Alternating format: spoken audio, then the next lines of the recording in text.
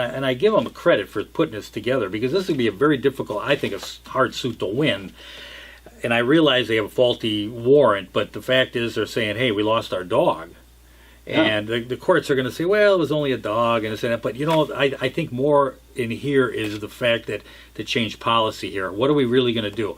And all they want to do is sweep this under the rug, make it go away till the next incident comes. And I'm going to tell you, what needs to be, to change something like this, you need to get people out there writing to the police department, making, get on social media and talk about it. This kind of stuff is what... This can be corrected. I believe this can be corrected. Yeah.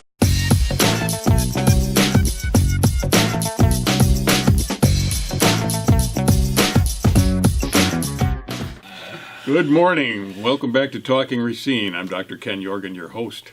This is Mr. George Myers, my left-hand man, and Mr. Jim Spodek, my right-hand man, and the producer of the show. And tonight we're going to open the discussion with a topic about the parade. Now, I'm sure many of you, because the parade route was pretty crowded, so many of you were in attendance at the parade. And it's billed as the biggest one in the Midwest, I believe. Right. It's always been a fantastic parade. Yeah. And it entails an awful lot of work on the part of volunteers and on the part of the parade committee, who are, I believe, all volunteers. And there are rules and regulations that need to be followed in order for the parade to be organized and to work. There got to be some rules. Yeah. Got to be some. Right. Yeah. You want it to work. You got to line up all of these acts. Who's going to go first, and what time are you going to be taking off, so on and so forth. It's a fairly complicated thing. And the thing I'd like to point out with regards to all that, it's a relatively successful rules and regulations making it. It's the largest parade in the Midwest. Yeah. I mean, so we it's not like we're saying. Right. I don't recall anybody ever complaining that it's too many rules and regulations for that 4th of July parade. They've ruined it. Not at all. I mean, they seem to be workable rules and regulations. In fact, we made an application to appear in the parade, and for certain reasons, which don't need to be discussed here, but it was nothing we did wrong or anything like that. It was just that our application fell outside of the rules and regulations. Right. We said, okay, fine. Right. No candidates can be in. Right. Well, I didn't want to mention that I'm a candidate, but no candidates are in the parade. Elected officials can be in the parade, but strictly as representatives of the people. You go and you say hello to your constituents. Right. And people get to say, campaigning. Yeah, that's my alderman. And you wave at him. And no campaigning, exactly. And if he has some people with them, it's got to be like family members. Immediate family. Right. So there's rules and regulations, and they seem to work. If you were an alderman, you could have your mom and dad march with you. Yeah. or your wife. And, good luck. Or your wife and children. They're probably both well under their hundreds, but But anyway, that's the rule. However, this year, one of the alderpersons applied late to be in the parade. And this was after having been sent a couple of emails, and there was an application posted in the Journal-Times. The deadline was posted in the Journal-Times. There's absolutely no reason why anybody would not know, particularly somebody who was interested in being in the parade. There's no reason to not know what the rules and regulations, what the deadline was, etc. But this particular alderman applied after the deadline and was told, I'm sorry, you're a little bit late. We're going to have to decline your application. And what was the alderman's name, Jim? Do you remember? John Tate. John Tate. John Tate, 3rd District. Oh, yeah, it's right here. Yeah. How did I miss that? And he wasn't the only one that applied late. Nope. There were at least 10 other entries that were declined because the 4th of July parade they were late in getting their applications in. Yeah, they were late. Yeah. Well, that wasn't good enough for John, so he contacted Mayor Corey Mason, who in turn contacted former Alderman David Mack, who was president of the Fourth Fest Committee, and David Mack went and lobbied the committee on behalf of Alderman Tate and pushed to have a vote taken, and the vote was won by Alderman Tate and his advocates, and the committee was told to make room for Alderman Tate. So they did. They had to rearrange the order of all of the units that were in the parade. And in fact, this is interesting here. Alderman Tate was given an option to volunteer on the day of the parade to see behind the scenes and all of the hard work volunteers put into the parade. He would have been given a golf cart with his name posted on the front so all would know who he is. he declined. So he had an opportunity to actually be Right. I mean, he could be have a made prominent accommodations part. for him, Be a right? prominent part of the parade, Yeah. and also A take volunteer. part in the workings of the parade. That was the key word there, workings. Oh yeah, I don't want any part of that. Yeah, that working thing is not what I'm interested in. So then it was revealed that he wanted to have like 15 or 20 people show up and walk with him, in spite of the mandate that it's immediate family members only. So he was told, no, just you and your family. The day of the parade, he shows up, and he has a little entourage. And George, can you imagine who would be in the entourage? Uh-oh. A candidate. A candidate? A Candidate? Yes. Oh, No, I would not have imagined that. And from everything... I think there's a rule against that, right? Then we Oh, just, yeah. no, I'm just kidding you. From everything we've been able to ascertain, this candidate is not a member of Tate's immediate family. It's Randy Bryce. And as far as we know, the two of them aren't in the same family. They're not brothers. Unless you consider the Democrat Party a family. yeah. I'm sure they consider it a family. Unless his mother doesn't know about this phantom child. I don't know. And during the course of the parade, there were people, two volunteer workers. I assume they were volunteers. Maybe they were paid. But they're passing out literature from the street to the crowd. Yeah, it was actually 4. There was 2 on either side of the street. Oh, there were 2 on going each out, side? yeah, passing out literature. Totally, again, against the rules. Yeah. Was that was that from the parade route? Yeah. You're In talking the- about? in the Or parade, were they in the parade, working on yeah. the sidewalk? Yeah. No, they were in the parade. They route. were we learned that a long time ago. Yeah, When I was with a softball. Can't do that. Softball. No, you could not do. You could have people walking actually down On the the sidewalk. road. That was perfect. Yep. Sidewalk. Sidewalk's down the perfectly- sidewalk is fine. Yeah, but it not can't be in the street. parade. No. It was brought to the attention of people who could do something about that. That no, he should not be in there. Get him out of there. Well, I can't. I can't. So, do I mean, that. it again, it's, well, who you know kind of thing Yeah, in the scene. yeah. It's not that we're going to run the rules for everyone. It's just who gets No, in. who and I doesn't tell get you what, we at the senior softball club was warned to quit passing those out, or they would pull our float or our whatever you call it out of the parade. What were you passing out? Little information about how to join the senior softball thing. It was just Oh, you were warned that you could be kicked out? Yes, we were told we could not do that from the parade route. Right. We were planning out little flyers. So Wednesday mornings we meet down at Island Park and we play softball. Yep.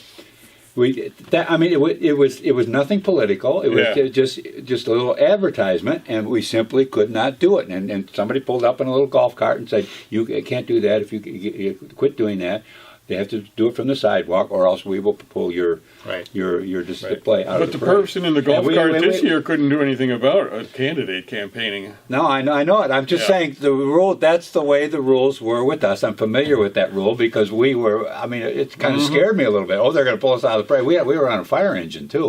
One of our members had an old fire engine. Oh, neat. It was really. We had music and all that type of stuff. We had fun. So we told the guys had to quit doing it. Get on the sidewalk. You could do it from the sidewalk. We couldn't do it from the Well, parade it didn't route. happen in this year's So the parade. question is it petty of us to bring this up? Well, it kept going because one of the things is that there was one of the aldermen. You know what I think is petty? I think what's petty is forcing your way into something like this. Listen. That's what's petty. For a parade. Let's face it. I Yeah. mean, how important is a parade? And I guess I look at it this way: if you're willing to jump into a parade and create that type of, basically cheat your way in and push it around and push the favors your way because you're going to be a candidate. I mean, what are you going to do in Congress if you get elected to Congress? What are you going to do there? I mean, there's going to be this honesty we're bringing to Congress. Really? You can't even do it in a local parade, for crying out Well, loud. the think way that's Congress is being run right now, Yeah. that might be an effective strategy. I just, Well, that's true. It's just politicizing Not the an parade endorsement. and using political favoritism to change the rules. Yeah. That's the real problem. Well, it goes further. It goes further, Uh-oh. George. Yeah, Uh-oh. this doesn't end here. So, Uh-oh. Carrie Glenn, who is on the Fourth Fest Parade and has been on there for 15, 17 years, something like that, long time. Very, very active in it. I mean, she really is the workhorse of that parade.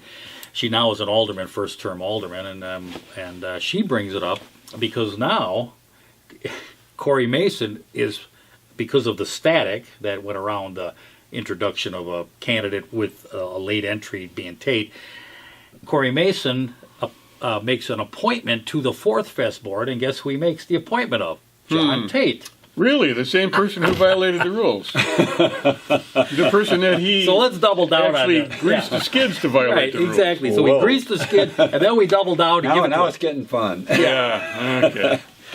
Yeah, So he gives it to him. So in the Common Council meeting, there's a little bit of fireworks in there, and I'll just Can you play that? Yeah. Oh, you got I that? see. I see Okay, where yeah, you're okay. getting to. The let us play it. I think people should see this. 8-18. Is there a second? Seconded by Alder Shakur. Discussion, Alder Widener. I'm going to speak against and vote against the appointment of Alderman John Tate to the Fourth Fest Board. There has not been an aldermanic appointment to that board for over 6 years when I resigned. The success of the Fourth Fest has been its non-political stance all these years. And with the debacle that happened at this last 4th of July parade, and then for the mayor to go ahead and appoint the same individual that caused the debacle to this Fourth Fest Board is a poke in the eye to alderman that was newly elected, and it also jeopardizes the Fourth Fest Board and the parade going forward. That has it has prided itself and has been a success because of its lack of politics, being non-political, non-partisan. And what happened this year should not happen again, and I believe that this is an absolute inappropriate appointment to the Fourth Fest Board. I think if anyone, if the mayor chooses to appoint anyone from this body to the Fourth Fest Board, it should be the alderman that has served on the Fourth Fest Board in a working capacity for the last 14 years. So therefore, I'm voting against that appointment.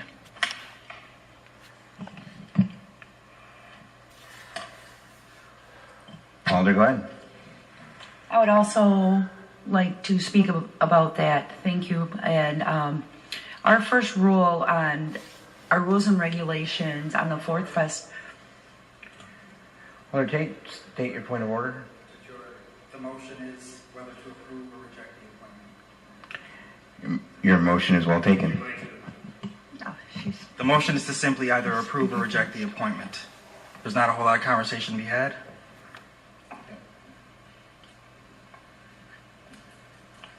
Say my name. Gentlemen, you can speak.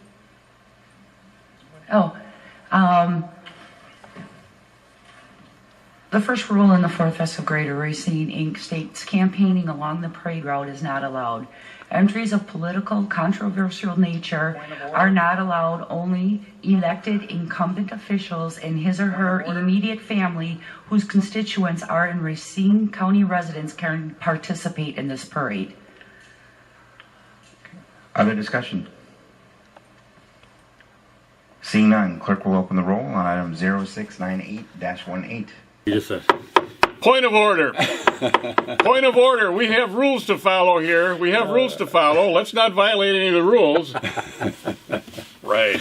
What is a point of order anyway, George? Well, a point of order means, you're not following the rules of the right. discussion. In other words, in Robert's Rules of my Order, you're allowed to discuss certain things. The motion before there's always a question before the group, and you must stick to addressing that question. I think that's or what they were motion. doing, though, wasn't it? Well, that's what was interesting. Yeah, she was discussing why she wasn't going to why she was going to vote against this particular nomination, and that is certainly pertinent. The point of order. Pertinent to the question. The question or motion. It depends on how you want it. It's just a different name for the same thing. The motion was to have this person, John Tate, be put on the board, and she was going to vote against it. And she was saying why, and that is addressing the question. Yeah, Exactly. And We got a point of order. Point of order. Get to the point. Well, the point is we don't want you. Yeah, that's right. She was perfectly within the realm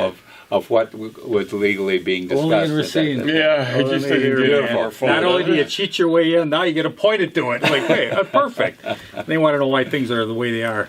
Oh, Yeah. my gosh. You think that has got anything to do with it? Yeah. Well, we're going to move on to a different subject Right. now, which is far more serious. Oh, yeah, And this is one that I don't even like talking about, but geez, it's got to be talked about because it's there, something and what you're going to see in a video. I think it's important to we're talking for about a little change in police procedures. And policy, I'm not going to get saying it's reform necessarily, but it is a kind of a reform that we're looking for. Well, a change of There's something protocol. we need to change some of these practices.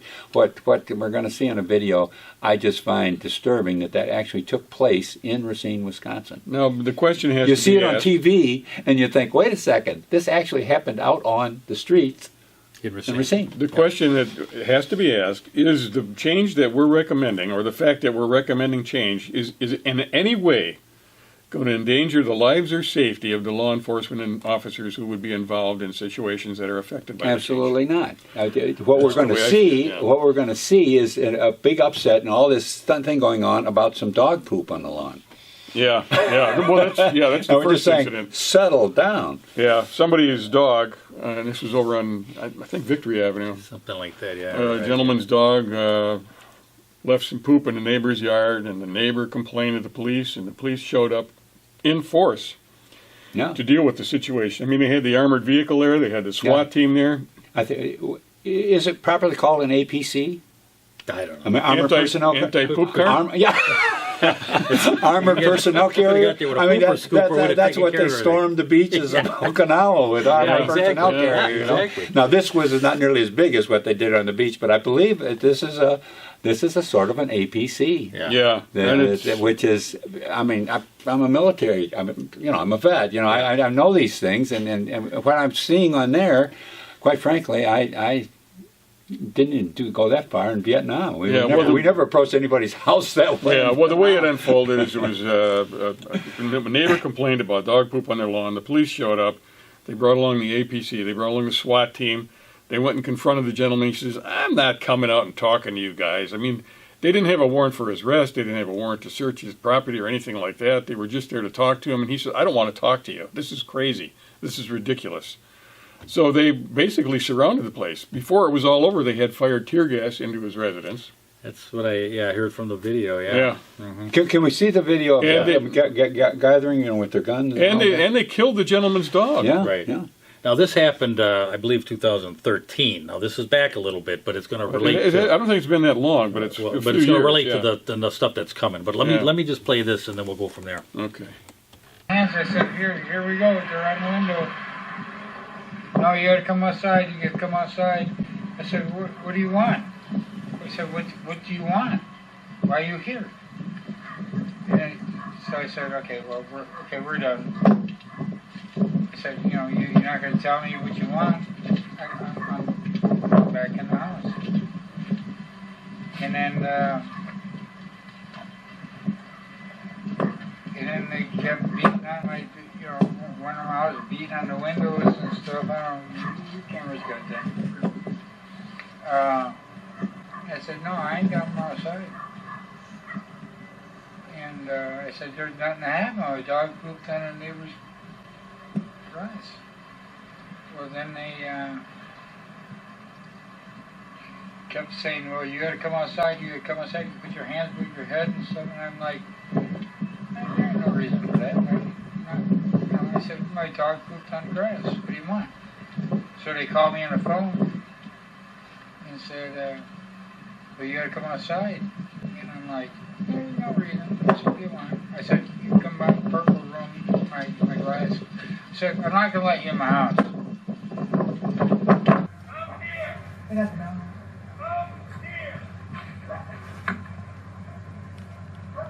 Hey, Bo, up in here.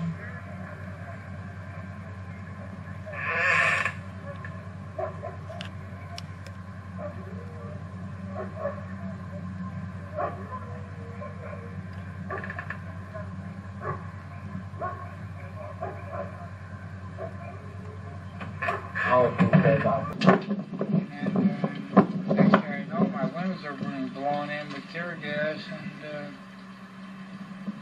and then my dog came outside. When the cop opened the door, right? Yeah. The cop opened the door, he had his hands in the air.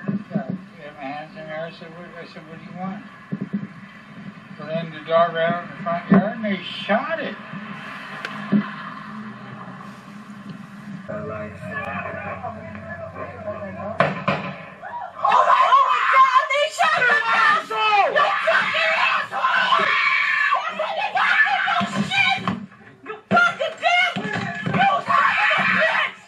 Now, you see them coming forward with their guns, gathered around this APC on this person's right in this person's front yard. Yeah. I mean, it was like you'd expect another army coming the other direction. You know, something else going on, and all that comes out is a little dog. Yeah. Yeah. And then they shoot the dog. And then they shoot it. And the way the owner explained it, I don't know if it's true or not because it's not on the video, but he explained it as if the policeman was at the door and the dog came out as a result of the door being open. Right. And So you can see it. She freaked out. yeah, She was not expecting yeah. that. She lost total control of her cell phone, her camera to take pictures. Right. And Right. the police actually, But this is the coming on- policy now. This is the protocol of the police. Whenever they see a It's- dog on any kind of action like this, their protocol is to shoot the dog. You Shoot the think it dog. was a big dangerous situation I know the way it. they Yeah. came up there with Well, their that's guns the problem. drawn and gathered And around that we've APC. seen that a lot and with it was a police. dog pooping on the lawn. Was that Yeah. what was it at issue? Right. and that's somebody's Lighten up, that's I guess, somebody's if companion. there was a reform, I'd say that let's lighten up. Let's just take it easy. Things aren't Use always critical smooth thinking. when it goes in interpersonal relationships. There's always little toughs going on, and it doesn't mean we have to bring out a bunch of armed policemen with an APC to settle a little argument, particularly if it's over And the funny something thing like is, I poop on don't the think lawn. this guy was ever charged. Nothing ever happened. There was No. no criminal. Yeah. Really? All that for No. what? to kill his dog. Yeah. Yeah, to kill Aye. his dog. But that's not the only dog, and in fact, Right. there's Which brings us to the point of our thing of a the- lawsuit. a lawsuit by Sarah and Joseph Harmon over in Kearney Avenue, who experienced the loss of a pet in a raid on their home. They had gone for work. Now the backstory is that there had been a shooting incident about, I believe it was like 5-6 days prior. Do you remember the dates? It was in November. It was about 10 days. About 10 difference. days? Yeah, about 10 days difference. There was a shooting incident in the neighborhood, and the police came, they were called, and they confronted these kids. They saw some kids running away from the scene. They found 40 caliber casings, shell casings, at the site of the incident, and they recognized some of the kids. So they followed this one kid because they knew he was heading home. They got to his home, and they tried to knock on the door and get the attention of somebody inside, but there was nobody inside. So they were not getting any response, but they didn't know that there was nobody inside. Then a young woman who showed up, and it was her parents' home, I believe. And they asked her if she had a key, and she said, no, I don't have a key. They said, well, there's a broken window in the back door. Would you open the door and allow us to come in and look, because we have reason to believe that there might be a suspect in a shooting incident in there? She said, okay. So she let them in. When they went in, they found a .40 caliber handgun, semi-automatic, and a clip. They found a handgun on the basement steps. They found the clip under a sofa cushion in the living room. Okay, and it matched the ammunition that had been used in the shooting incident. Now, let me just get this straight. And the time, Same day. it was same day, yeah, within hours. Well, within an hour. Within an hour. Oh, yeah. They A little less than an hour. the gun had been used, Yeah. actually be shot, and an hour later they'd found it on the steps. Yeah. Interesting. In that house, Right. a locked house Yeah, that nobody could get into, Right. unless you were there and you were. Now, while they were there, a young man showed up, the son of the people who lived there, and his name was Avion Howard. And so they wanted to interview him. They asked him to come down to the police station. They took him down to the police station, and they interviewed him for some length of time. And they wanted to know how that handgun got in his house. He disavowed having any knowledge whatsoever of the gun, of the clip, or anything. Now, during the course of the interview, the police report says that his story changed several times during the conversation that they had.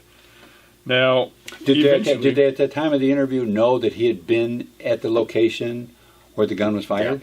Yeah. So he knew he had been there, Yeah. Right. and it suddenly appears at his house. Right. Well, they didn't know that was the gun. I know, but a gun similar to it suddenly appears at his it house. matched the caliber, and it was at his house, and they saw him running home from the incident. So, I mean, there's a pretty strong reason to suspect that was the gun Maybe involved. that was the gun, Yeah. right. And maybe he was involved with the shooting of the gun. Yeah. Okay. Now, eventually, he implicated somebody else. Did we get whether they had smelled the gun when they picked it up? Did they Yeah, we don't do have any information. anything to You know, find this is out where if- this is all going to come It was out an in the hour loss. later, you know. Yeah. Okay. Well, the whole thing doesn't pass the sniff test as far as I'm concerned. But let me just point one thing out there. When they implement, there's another. I guess there's a group of kids there, and one of them happens to be the Harmon kid. Now, there's gang activity in this area. I mean, there's no angels floating around these neighborhoods, but there is some gang activity. But the fact is that one changes the story numerous times and puts the finger on what's this? Jordan Harmon, yeah. Harmon.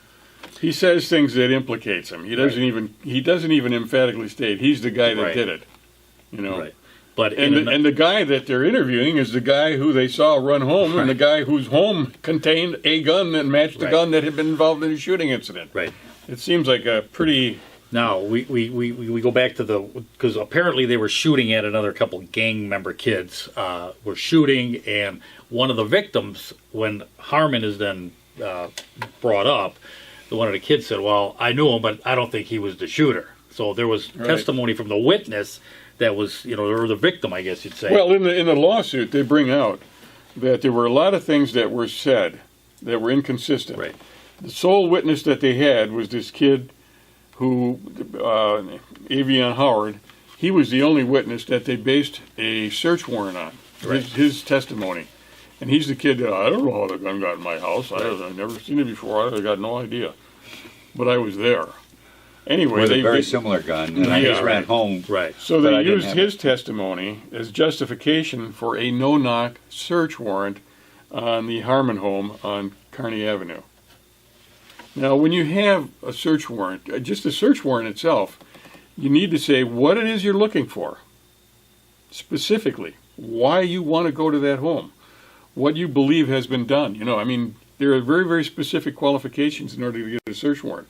Beyond that, to get a no-knock search warrant, there has to be probable cause to believe that if there is evidence there that you're looking for, it could be destroyed or lost or somehow disposed of. Right, or a dangerous situation. There's Or a a dangerous situation. They've been known to have an arsenal of guns, or they have some informant information prior to this, and on this warrant. So it's extraordinary circumstances It is. beyond the basic This no-knock warrant. warrant, I truly believe, is being way overused. Mm-hmm. Now, we're talking 10 days after the shooting, we're going to come in and get a no-knock warrant on the Harmon house. Based on the testimony of Testimony Howard. on a known documented gang member. Yeah.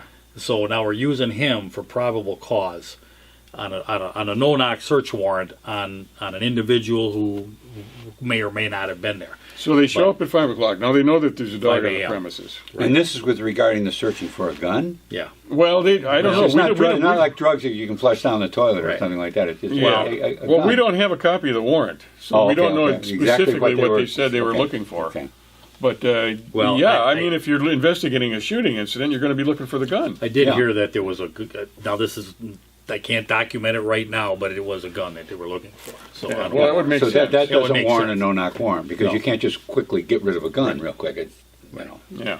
it's not like drugs flushing down the toilet Right. Or yeah, swallow or exactly. something Right. like that. It's So they show up at 5 o'clock in the morning, knowing or at least believing that the parents aren't going to be there, and in fact, the parents aren't there. They break in, and the dog is like dozing on the couch. The dog, which is A bulldog. a bulldog, I don't know if it's American, French, English, or what, but a Right. bulldog, weighed about 80 pounds. It jumped off the couch and it heads for the back bedroom. So a couple of the officers go follow the dog. And the dog, I don't know if it was hiding under the bed, I believe it was hiding under the bed.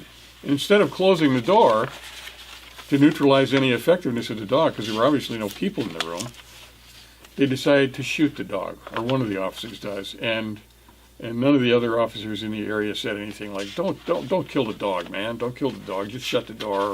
Or No, they. I'm going or to read. anything I'm going to like read that. from the report. because Yeah, I think yeah. it's Please important do. that you Please do. And I'm just going to pick up. I stayed with Sergeant Comstock to cover him from the possible problem areas of the mentioned doors as he continued and left. At approximately the same time, I heard 3 shots come from behind me, where Sergeant Comstock was evaluating the bedroom from the threshold of from the bedroom. Comstock chose to use his department-issued M4 assault rifle to fire 3 shots at Sugar, the dog. Comstock fired those 3 shots while Sugar was facing away from the officer. Sugar never growled or barked or acted aggressively in any way. Wounded and bleeding, Sugar jumped onto the bed. On information and belief in pain and fear, Sugar wet the bed. Comstock shot Sugar a 4th time while she was wounded and bleeding on the bed. Finally, after Sugar suffered for a period of time, Sergeant Comstock fired a 5th bullet directly into Sugar's head to ensure her speedy death.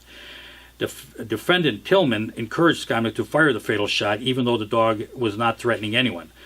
Defendants Stillman and Neutral were present at the home by this point and could have intervened and stopped Comstock from shooting before he caused Sugar's death, and failed to intervene in any way. Now, that's from the lawsuit, and that is covered in the police reports. So I'm just going to show a quick picture of the dog, because I think it's important people realize what actually happens when we talk about, support the badge and there's nothing can go wrong. This is as far as I'm concerned, a faulty warrant. You broke into someone's home, and I don't care what the kid did or where he was and what trouble he may have been in.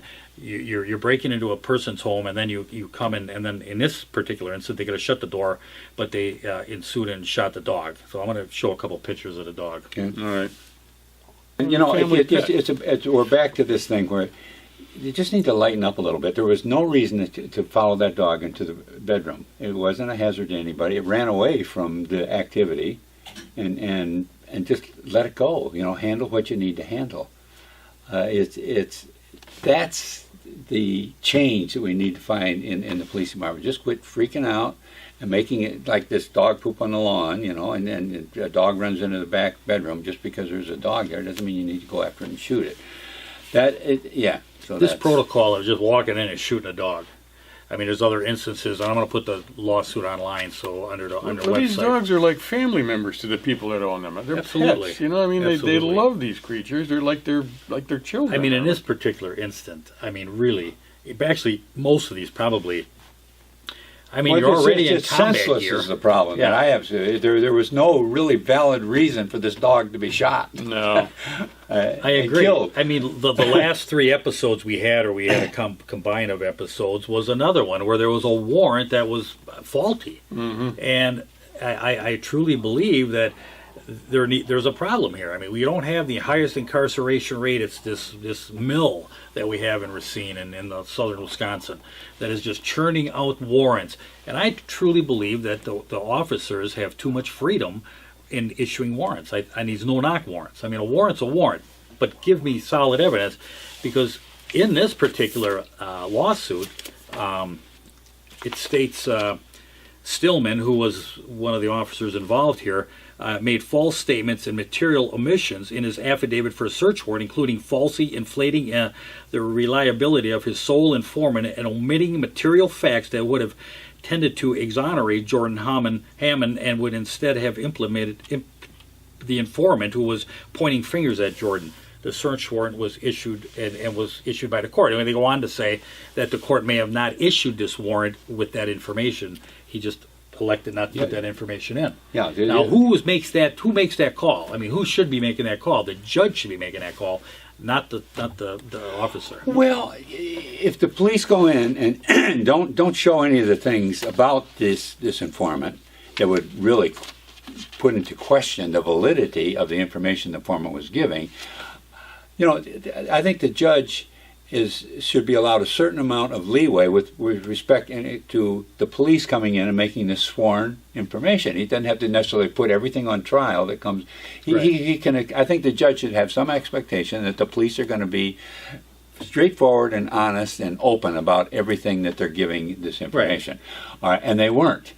That's the part that needs to change. They get so intent upon, we're going to get this guy, that they say, we're going to let certain things slide. Yeah, this informant has got a police record, and and And he's probably the guy that was. Yeah, involved he in was the shooting one that and very possible. we chased. They don't put any of that information. The informant changed his story and what had occurred earlier that evening several times during his interrogation. So how good where do we get probable The police cause just in it? need to back off a little bit and don't get so aggressive that they throw this stuff out and we're going to go get this warrant for the judge. And it's hard for the judge because most of them are probably pretty legitimate.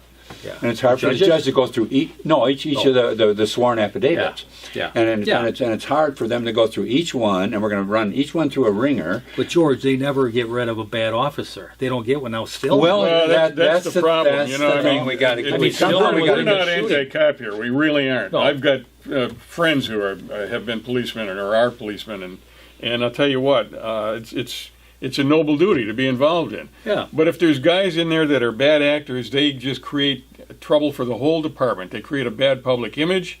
morale goes down. Yeah, morale goes down because if you're misbehaving and George and I have to cover for you, what is that going to do to our esprit de corps? And some of it, though, I think is, okay, there might be some bad actors in there, but some of these bad actors just need to be educated a little bit. I had a cop one time tell me that he'd been on the force. They need to be educated how to sell hamburgers. That's well, what they need. this story I'm going to tell you is instructive. He'd been on the force many, many years, and he said, back when I was young, I'd get in those 80, 90 mile an hour chases.